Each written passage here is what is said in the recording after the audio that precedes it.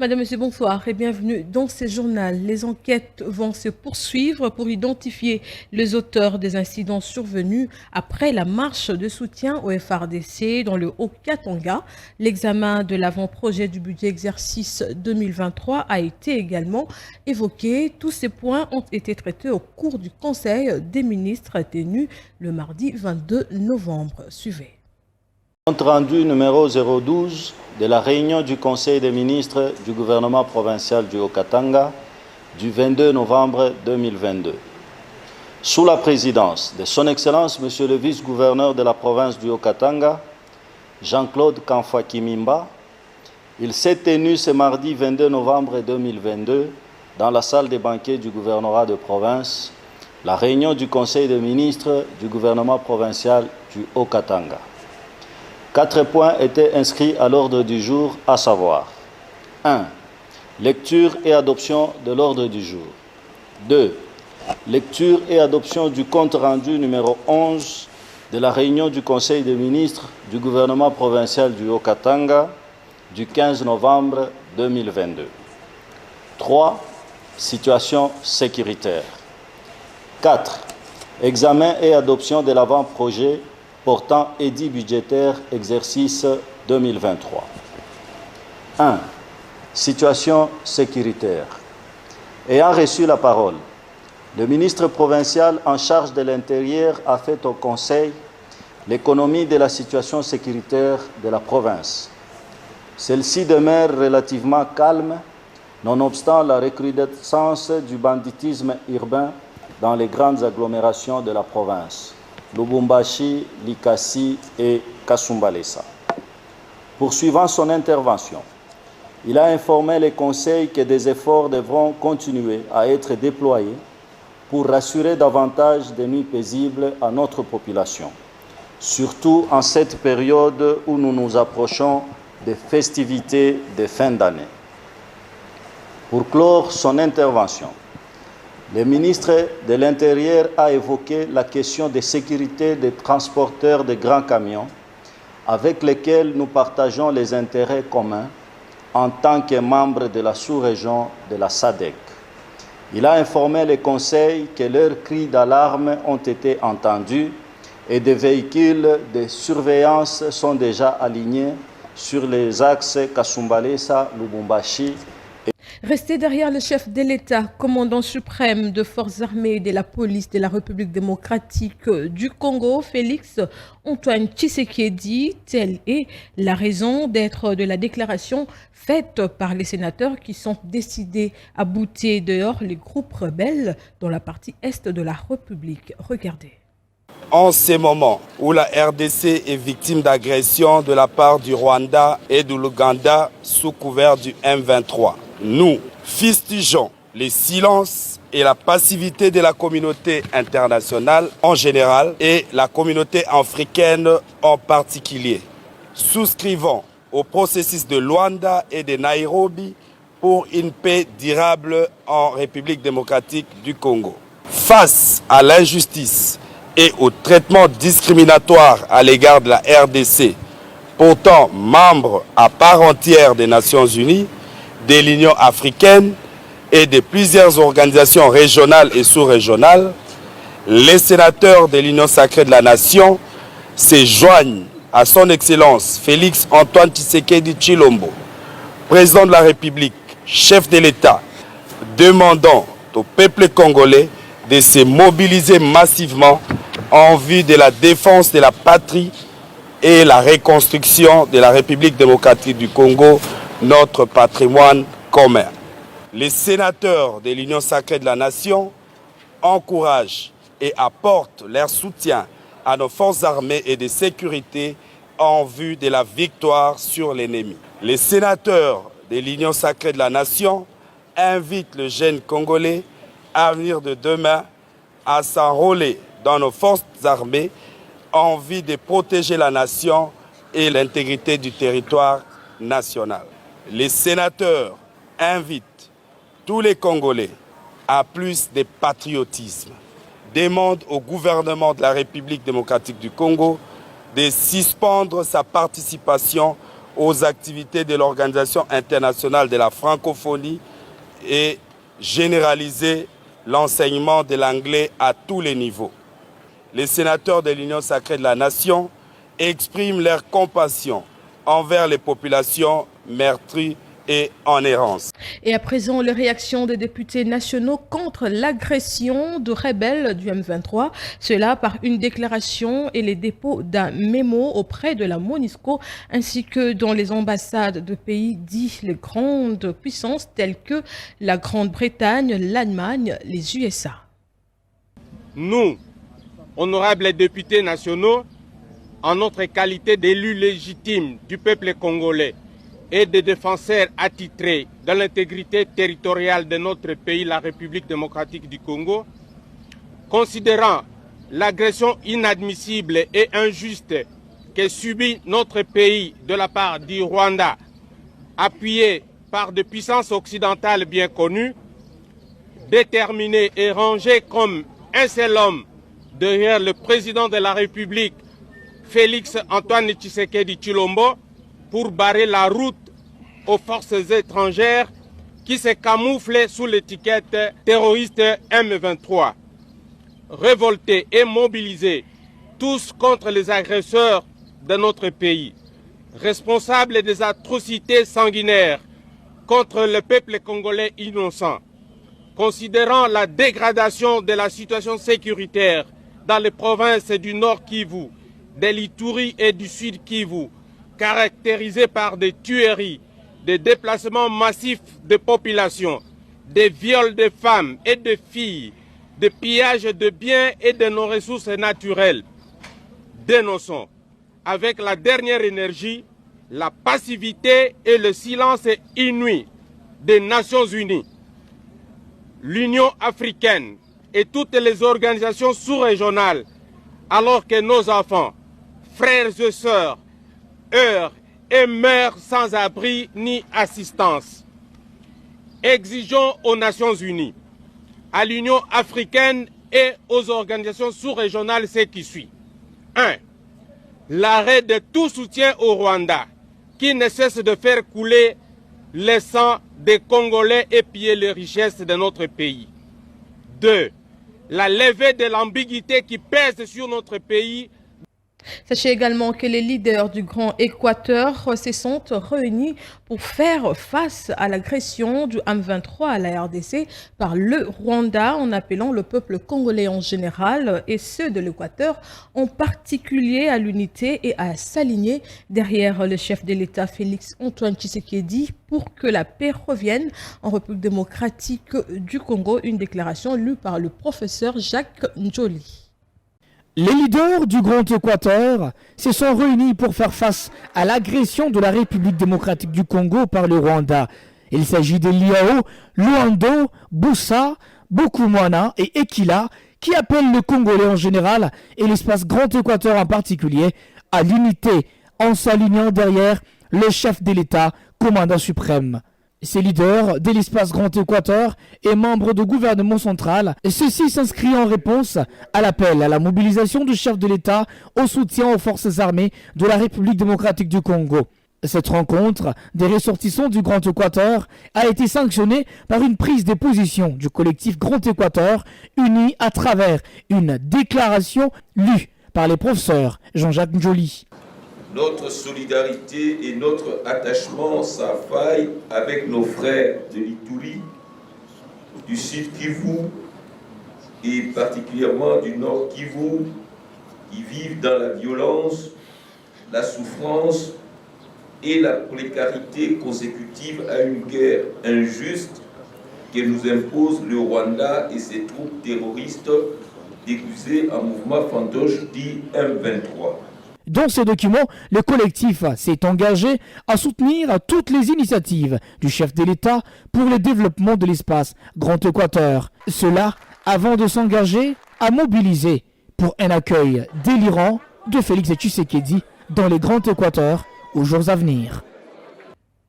La société civile Force Vive du Nord Kivu, quant à elle, a lancé une nouvelle campagne ce mercredi dénommée « Mettez urgemment fin aux crimes oubliés pendant plus de 25 ans à l'est de la République démocratique du Congo ».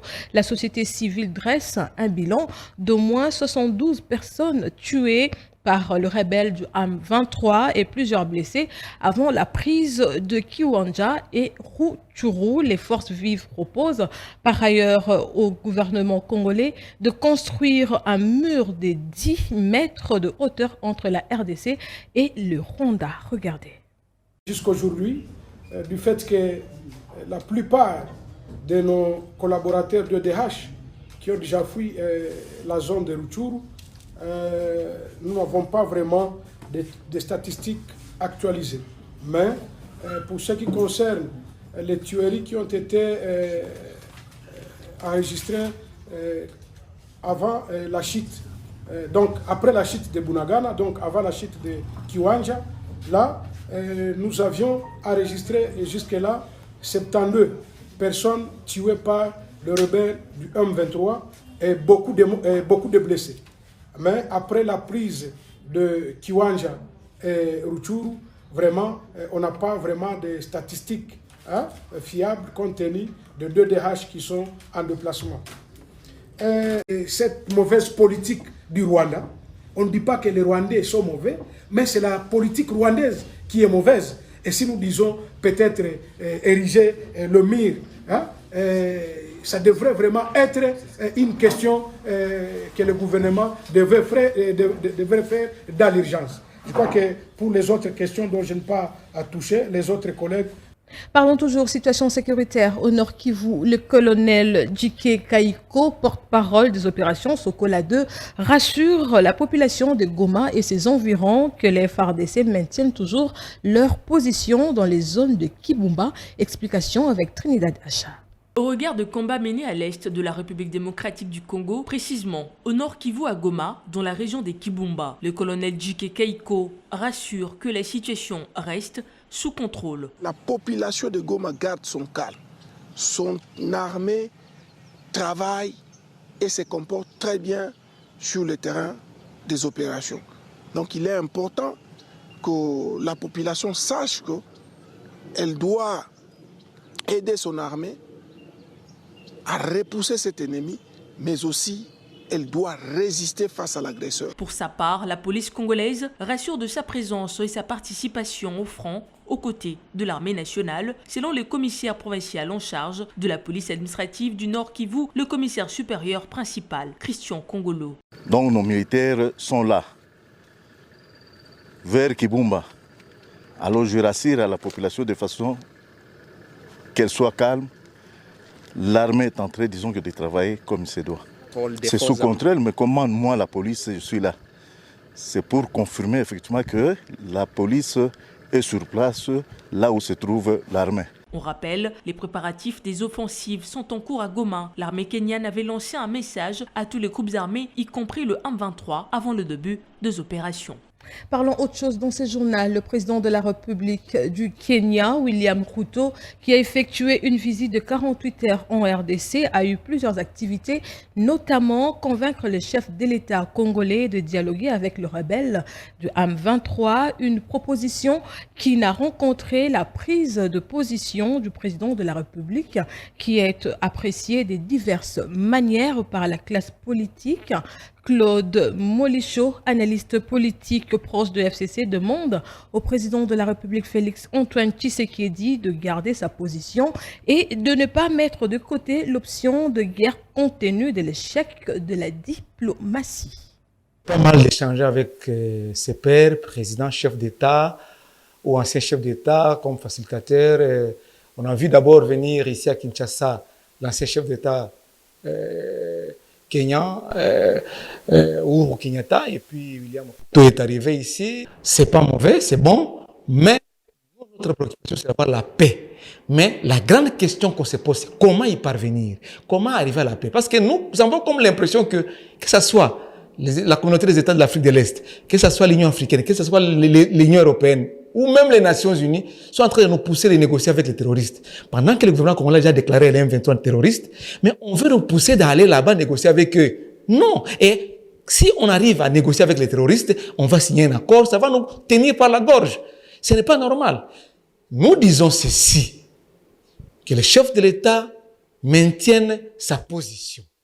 C'est-à-dire, aujourd'hui, l'option militaire est déjà en avant-plan et qu'on continue avec cette option pour qu'on chasse ces ennemis. Et s'il faut arriver jusqu'à Kigali, on peut arriver jusqu'à Kigali parce que nous devons négocier en position de force. En politique ou en relations internationales, il y a deux aspects. Il y a les rapports de force, il y a les jeux d'intérêt. Quel est notre intérêt? Quel est l'intérêt du peuple congolais là-bas? De deux, comment se situent les rapports de force? Comment les rapports de force entre les États de la région de l'Afrique de l'Est? Nous avons constaté que depuis que nous avons adhéré à l'Afrique de l'Est, il y a des complicités qui frisent vraiment l'hypocrisie. Parlons santé à présent. Le Premier ministre Jean-Michel Sama Loukandé a présidé une importante réunion mardi à l'hôtel du gouvernement avec le membre du comité multisectoriel de riposte contre la Covid-19. Selon le ministre de la Santé, Jean-Jacques Mbungani, il était principalement question d'évaluer la situation et d'alerter sur une 6e vague en cours. Une recrudescence de cas positifs a été enregistrée. Oui, une 6e vague de la Covid-19 a commencé, mais elle est en réalité de faible intensité. Ces propos vous ont été recueillis par Trinidad Acha.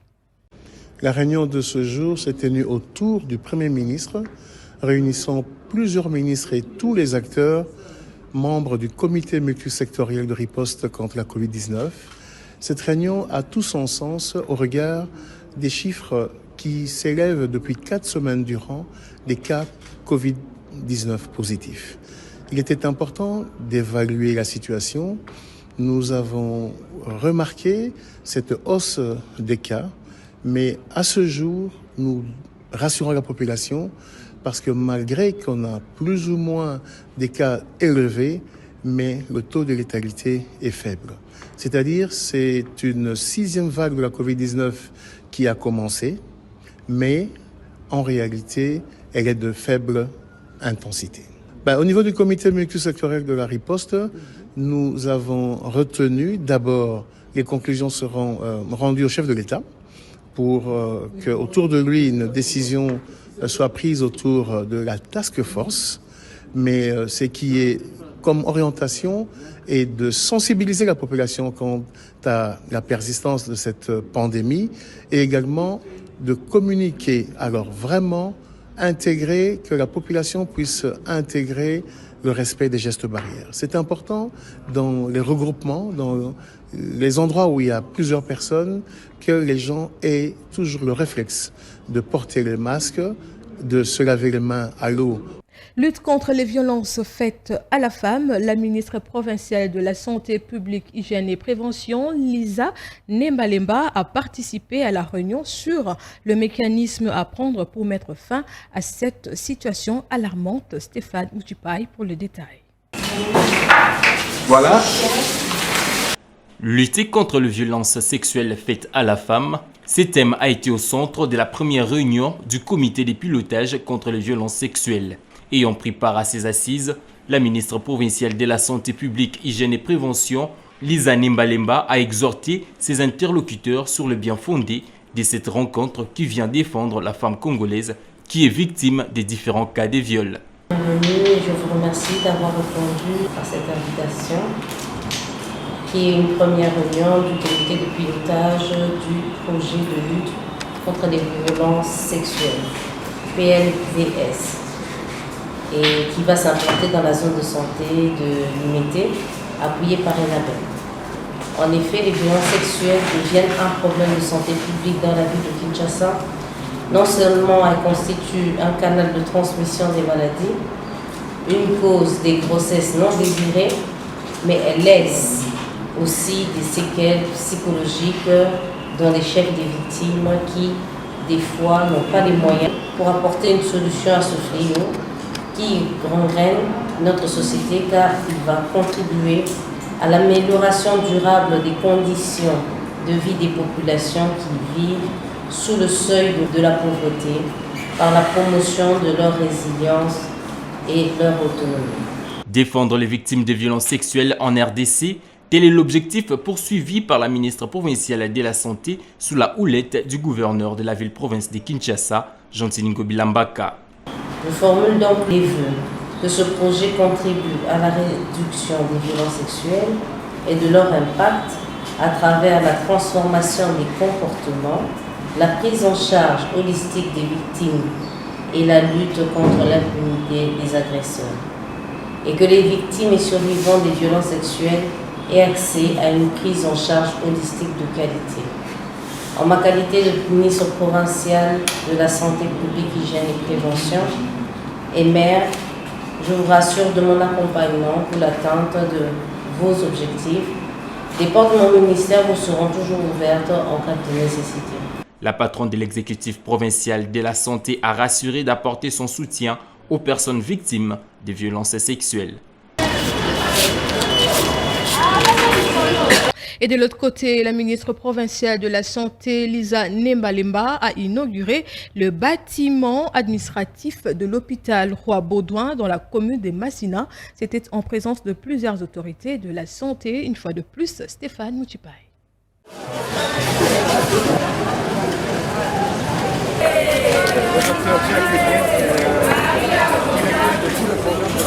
L'hôpital Roi-Baudouin de la commune de Massina s'est doté d'un nouveau bâtiment administratif dont le ruban symbolique a été coupé par la ministre provinciale en charge de la santé publique, hygiène et prévention, Lisa Nemba-Lemba. Dans son mot des circonstances, la patronne de l'exécutif provincial des santé est revenue sur les efforts mis en place pour réaliser cet édifice médical.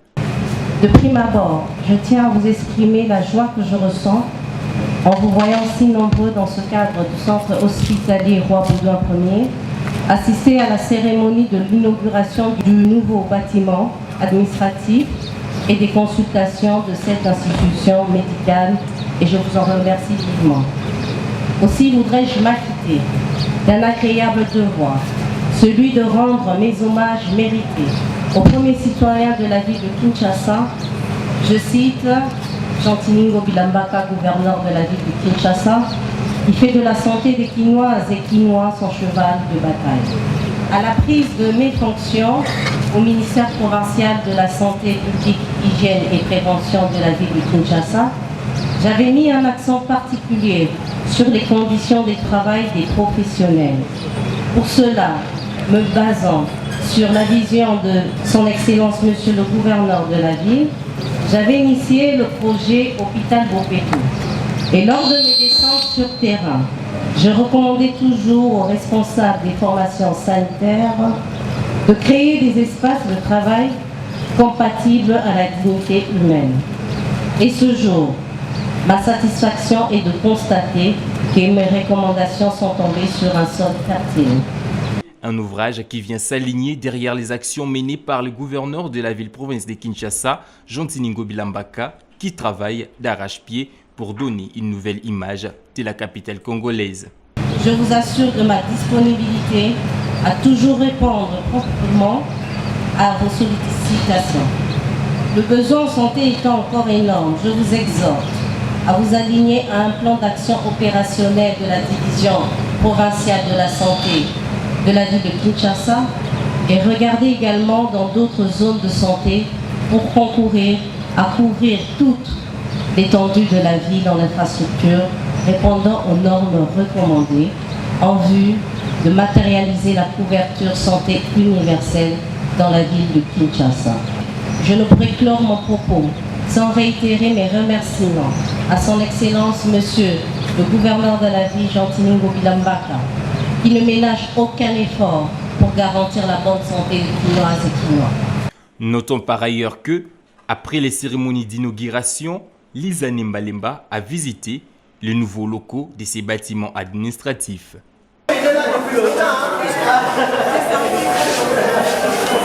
En éducation, pour bien préparer l'année académique qui pointe à l'horizon, le ministre de l'Enseignement supérieur et universitaire Moïndo Nzangi a présidé une réunion afin d'avoir des orientations techniques pour la nouvelle rentrée académique en vue de préparer les étudiants à la formation militaire. Laurence Kumasamba. Nous avons présidé la réunion ici au TIESD, comme vous pouvez le voir, pour recevoir différentes orientations techniques par rapport à cette proposition d'une formation sur la préparation militaire des étudiants qui va commencer l'année académique prochaine. Donc on est venu avec la recommandation effectivement du ministre de la Défense pour avoir l'avis technique du TIESD qui est la haute école habilitée à donner cet avis technique pour voir comment on va faire pour les modalités pratiques de cette formation sur la préparation militaire, effectivement sur les valeurs de la République aussi. Vous venez de suivre son Excellence, Monsieur le ministre de l'Enseignement supérieur et universitaire, le TIESD qui est le Collège de haute études de stratégie et de défense. C'est la haute école qui donne cette formation en stratégie. Et en même temps, c'est le cadre d'inspiration stratégique pour ce que nous appelons la politique de la défense. Aujourd'hui, le gouvernement venait d'adopter la politique de la défense de la RDC. Et dans cette politique, il y a également l'aspect qui touche au patriotisme des jeunes. Et ce patriotisme cadre également avec la formation militaire. Aujourd'hui, nos universitaires ont besoin d'avoir quelques éléments de formation militaire pour qu'ils sachent comprendre comment ils peuvent défendre leur pays. Son Excellence, Monsieur le ministre, venait de le dire, les États généraux des enseignements supérieurs universitaires en ont décidé ainsi que nos étudiants puissent avoir une préparation à la formation militaire. Et le TIESD étant le creuset de cette inspiration stratégique, quoi de plus normal que nous puissions échanger avec l'autorité de tutelle de l'enseignement supérieur universitaire pour que nous puissions arriver à voir ensemble quelles sont les orientations qu'on peut prendre sur les modules qui peuvent être donnés dans nos universités d'enseignement supérieur pour préparer nos jeunes futurs cadres de demain à avoir cet esprit de la défense et à défendre réellement leur pays. Voilà pourquoi nous avons accueilli la visite de son Excellence, Monsieur le ministre de l'Enseignement supérieur universitaire, et nous sommes prêts à l'accompagner jusqu'au bout. Général-major Augustin Mamba, merci. Je vous en prie. En dehors de nos frontières, en Israël, double explosion ce mercredi 23 novembre au matin à Jérusalem. Les bilans fait état d'un mort et de nombreux blessés. Un état d'alerte générale a été décrété selon la police israélienne. Il s'agit d'un attentat à la bombe. Explication avec Trinidad Acha. La police israélienne confirme qu'il s'agit d'attentat à la bombe. La première bombe a explosé à l'entrée de la ville, dans une station de bus où s'alignent tout le matin de nombreux soldats en route pour leur base. Une charge dissimulée dans un sac a explosé en pleine heure d'affluence. Peu après, c'est à un carrefour au nord de la ville, à proximité d'un quartier situé au-delà de la ligne verte, qu'un autre engin explose. Selon la police israélienne, il pourrait s'agir d'un attentat combiné. Les enquêteurs se penchent sur la technologie utilisée par les auteurs de cette double explosion pour essayer de comprendre si les deux bombes sont de fabrication artisanale ou s'il a été fait usage d'explosifs et des détonateurs de niveau militaire. Pour l'instant, on ne sait pas s'il s'agit d'un homme ou d'un groupe qui aurait commis l'attentat. La police israélienne est déployée sur toutes les zones à risque, les stations d'autobus et de transport, à l'intérieur même des autobus et dans les lieux où il y a beaucoup de passages. Parallèlement, tous nos efforts sont mobilisés pour mettre la main sur les auteurs de l'attentat. Je demande aux citoyens d'être sur leur garde. S'ils identifient un objet suspect, de ne pas y toucher et d'en référer directement aux autorités compétentes. Au moins une personne a été tuée, a indiqué le porte-parole de la police. L'homme, qui n'a pas été identifié dans l'immédiat, avait été grièvement blessé dans l'une de deux explosions qualifiées d'attaque par la police. Il a succombé à ses blessures à l'hôpital de Cher Sédek. Nous avons reçu 5 blessés, dont 2 dans un état critique. Malheureusement, après 1 heure de lutte acharnée pour réanimer un blessé, nous avons été obligés de constater son décès. Voilà, c'est par ici que nous mettons un terme à ce journal. Merci de nous avoir suivis avec beaucoup d'attention. Je vous retrouve demain avec le même plaisir. Au revoir.